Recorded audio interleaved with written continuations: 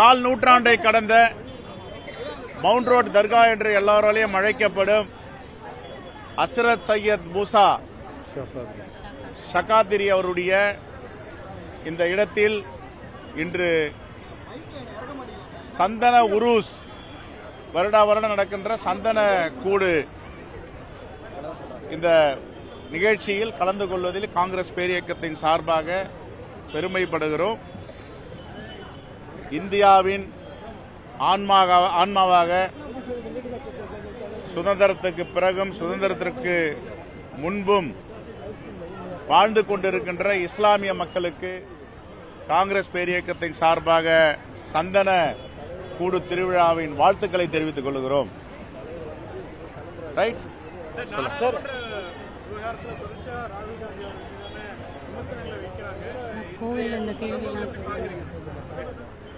ஜனநாயகம் இல்லை நாடாளுமன்றத்தில். ஜனநாயகத்தின் அடிப்படையில் நாடாளுமன்றம் நடக்கவில்லை. நாங்கள் ஏற்கனவே சொன்னோம், ஜனநாயகம் ஒன்று இருந்தால் ஒரு எதிர்க்கட்சி தலைவரை பேச அனுமதிக்க வேண்டும். அவர் என்ன பேசுறாரோ பேச விட்டுட்டு உங்களுக்கு எது தேவையோ அதை எடுத்துட்டு மீதி நீங்க அவை குறிப்பில் நீக்கலாம். இப்ப சட்டப்பேரவையில் கூட தமிழ்நாட்டில் நடக்குது. தமிழ்நாடு சட்டப்பேரவையில் நாகரிகம் இருக்குது, ஜனநாயகம் இருக்கு, எல்லாரும் பேசலாம். எதை நீக்கணுமோ கூடாத நீக்கிறாங்க, மீதி வச்சுக்கிறாங்க. பேசவே விட மாட்டேன் அப்படின்னு சொன்ன அப்படியே. அப்ப ஜனநாயகத்திற்கு எதிரான ஒரு ஆட்சிங்க நடந்து கொண்டிருக்கிறது. சாதாரணமா நிதிநிலை அறிக்கையில் எப்பவுமே ஒரு மாநிலத்தில் தேர்தல் நடக்குதுன்னா ஏதாவது அறிவிப்புகள் வரும்.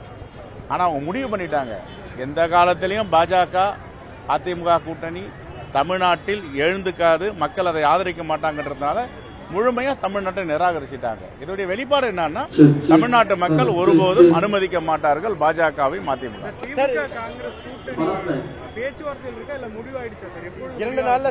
நீங்க எப்படி வேணாலும் எடுத்துங்க, முடிவாயிடுச்சுன்னு எடுத்துங்க, பேச்சுவார்த்தை பேசிக் கொண்டு இருக்கிறோம்.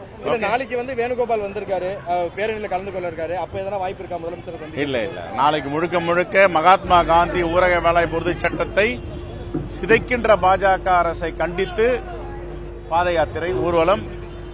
தெலுங்கானாவின் துணை முதலமைச்சர் மல்லு விக்ரம்பட்டி அவர்களும் கலந்து கொள்கிறார். காலையே வந்துடுறாரு. அப்படிலாம் கிடையாது, கூட்டணி தானே இருக்கு. எங்க நான் காணாம போயிட்டோம். இப்ப யூகங்கள்லாம் பதில் சொல்ல முடியாது. நியூஸ் தமிழ் செய்தியாளர் திமுக சட்டமன்ற ஏற்கனவே காலையில திமுக சட்டமன்ற உறுப்பினர் தாக்கப்பட்டிருக்காரு, கேமராவை கொண்டு அவருடைய தலையில அடிக்கிறாரு. இது தமிழ்நாட்டில் எப்படி சார் இது பாக்குறீங்க? நியூஸ் தமிழ் தொலைக்காட்சி மட்டும் இல்ல, எந்த தொலைக்காட்சி ஜேர்னலிஸ்டையும் தாக்கினால், நிருபர்கள் தாக்கினால் நாங்கள் கண்டிப்பா கண்டிப்போம். இந்தியாவின் 4வது தூணாக இருக்கின்ற ஊடகத்தை தாக்க முயற்சி எங்க மேல கூட எவ்வளவோ பிரயோகத்தை நடத்துறீங்க சில மீடியாக்கள். நாங்க யாரையும் தாக்குறதில்ல, பேசுறது கூட இல்ல. சரி, நீங்க என்ன போடுறீங்களோ போடுங்க, எழுதுங்க, அதெல்லாம் யாரையும் ஒன்றும் தொந்தரவு பண்ணிடாது. என்னோட தொகுதியிலே நடந்திருக்கு அது மாதிரி. இல்லாத பிள்ளாத்தெல்லாம் கதை கட்டி பேசுவார்கள். ஆனா அது உண்மை கிடையாது. இருந்த போதிலும் அதுக்காக நாங்க போயிட்டு அவங்களை தகராறு பண்ண முடியுமா? அவங்க கடமையை தெரிஞ்சோ தெரியாமையோ சில நேரங்கள் தப்பு நடக்கும். ஆனா இதை பொறுத்தவரை நான் காலையிலே கண்டிச்சிட்டேன், வன்மையாக கண்டித்திருக்கிறோம். ஒருபோதும் பத்திரிகையாளர்களையோ நிருபர்களையோ தாக்குவதற்கு அனுமதிக்க கூடாது. அவர்களுக்கு முழு பாதுகாப்பு தமிழ்நாடு காவல்துறையும் தமிழ்நாடு அரசும் கொடுக்க வேண்டும். இதுவரை அந்த எம்எல்ஏ மேல நடவடிக்கை எடுக்கல. முதலமைச்சரை இது தொடர்பாக சந்திக்க இருக்கீங்களா? வாய்ப்பு இருக்கு.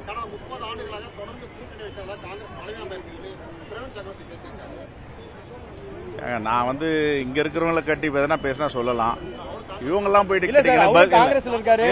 காங்கிரஸ் எதிராக நாங்கெல்லாம் காங்கிரஸ்ல ஒரு சாதாரண சிப்பாய்கள், சோல்ஜர்ஸ். எங்களை பத்தி அவரு மேல புகார் கொடுத்துட்டு தான் சொன்னீங்க, நடவடிக்கை எடுக்க நாங்க மேலிடத்துக்கு பரிந்துரைத்து தான் சொன்னீங்க. ஆனா தொடர்ந்து காங்கிரஸ் நிலைப்பாடுக்கு எதிராக தான் அவர் பேசிட்டு இருக்காரு. கொஞ்சம் அமைதியா பொறுத்திருந்து பாருங்க.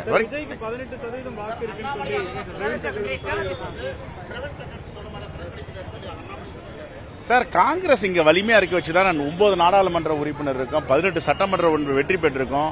பிஜேபி சொல்றாங்களா அவங்களுக்கு எத்தனை சட்டமன்ற உறுப்பினர் இருக்காங்க, எத்தனை நாடாளுமன்ற உறுப்பினர் இருக்காங்க? தமிழ்நாட்டு மக்கள் அவங்களை என்ன அங்கீகரிச்சிருக்காங்க சொல்லுங்க. என்ன வாய் இருக்குதுன்றதால என்ன வேணாலும் பேச முடியுமா? அவங்க எல்லாம் வாய் சொல்லி வீரநடி. தமிழ்நாட்டு மக்களுக்கோ தமிழ் மண்ணுக்கோ எதுவும் செய்யாதவங்க, எதிரானவர்கள். தேங்க்யூ.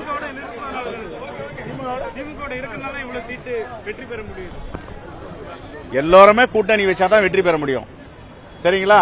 ரைட்.